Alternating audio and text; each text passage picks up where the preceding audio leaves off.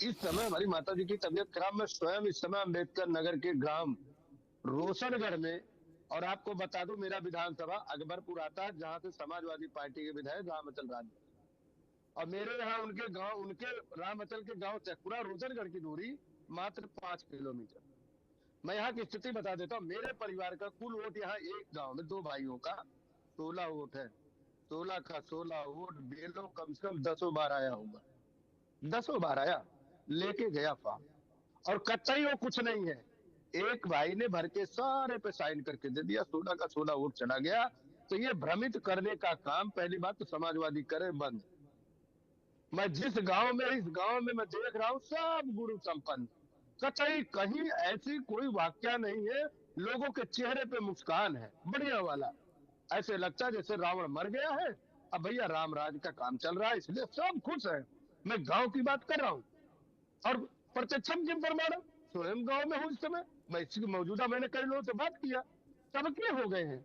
अब बात होती क्या, देखिए साहब भाई, बहुत सालों से एफआईआर नहीं हुआ था, तो इसमें जो मृत्यु अकस्मात चले गए उनके वोटर लिस्ट में नाम है।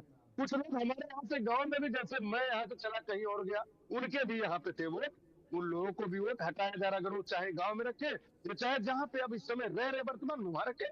और बढ़िया अच्छी बात है, कम से कम सरकार के पास एक डाटा तो है, चुनाव आयोग के पास एक डाटा तो है कि इस बार वोट पूरे देश में एक होगा।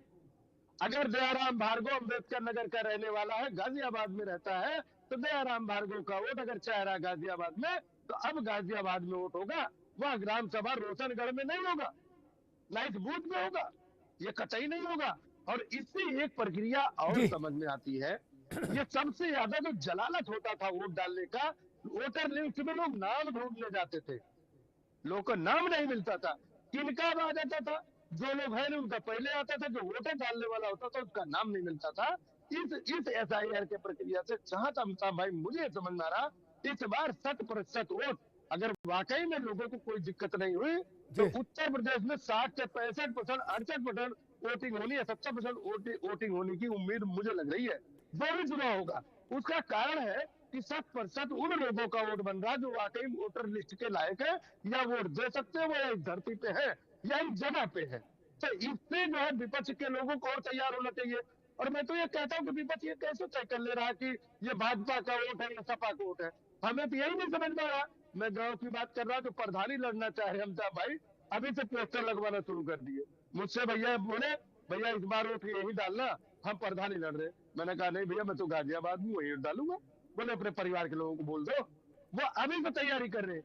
उन लोगों में ये नहीं है कि कोई सपा का, बसपा का, कांग्रेस का या स्वयं भारतीय समाज पार्टी, उनसे मतलब नहीं है, उन्हें वोट लेने से मतलब है। अपना अपना सब प्रचार कर रहे हैं।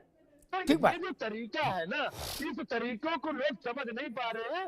जी। देश बदल गया है, देश के नागरिक बदल गए हैं, वह समझ गए हैं कि डायरेक्ट बेनिफिट कौन सरकार दे रहा है। भैया हमारे विपक्ष के लोग दुबे जी समझिए, ठीक है दयाराम जी, अभी सबसे रुकना डायरेक्ट होगा, मैं बेनिफिट डॉक्टर जिसको दुबे के पास चलूंगा।